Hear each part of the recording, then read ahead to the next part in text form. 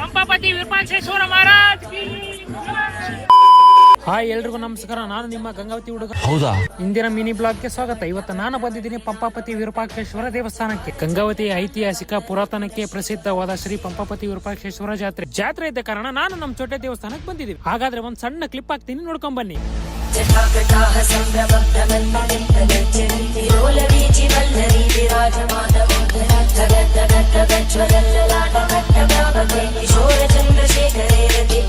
ಶಿವನ ದರ್ಶನ ಮಾಡ್ಕೊಂಡು ಹೊರಗೆ ಬಂದಿವಿ. ಗಂಗಾವತಿಯ ಅತಿ ದೊಡ್ಡ ಜಾತ್ರೆ ಅದೇ ನಮ್ಮ ಪಂಪಾಪತಿ ವಿರೂಪಾಕ್ಷೇಶ್ವರನ ಜಾತ್ರೆ. ದೇವ್ರ ದರ್ಶನ ಮಾಡ್ಕೊಂಡು ನಾವು ಹೊರಟಿದ್ದೆ ಸೀದಾ ಉತ್ರಿ ರವಿ ಮನೆ ಕಡೆಗೆ.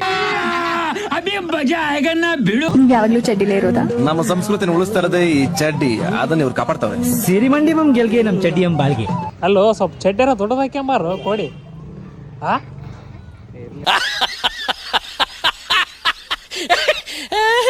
ನಮ್ ರವಿನ ಮಾತಾಡ್ಸ್ಕೊಂಡು ಮನೆಗೆ ಹೊರಟಿವಿ. ಬರ್ರಪ್ಪ ಎಲ್ಲಾರು ಜಾತ್ರೆಗೆ ಹೋಗಿ ತೇರ್ ಎಳದ್ ಬರಂಬರ್ರಿ. ನಾವು ಹೋದ್ರಷ್ಟ ತೇರ್ ಎಳಿತೇವೆ. ಇದೆ, ಇಲ್ಲೊಂದು ಸಮಸ್ಯೆ ಖಂಡಿತ ಇದೆ. ನಾವು ತೇರ್ ಎಳಕಂತ ಬಂದ್ರೆ ಜನ ನೋಡಿ ನಮಗೆ ತೇರ್ ಮುಂದೆ ಹೋಗಕ್ಕೆ ಆಗ್ತಿಲ್ಲ. ಪಂಪಾಪತಿ ವಿರೂಪಾಕ್ಷೇಶ್ವರ ಮಹಾರಾಜ್ ಕಿ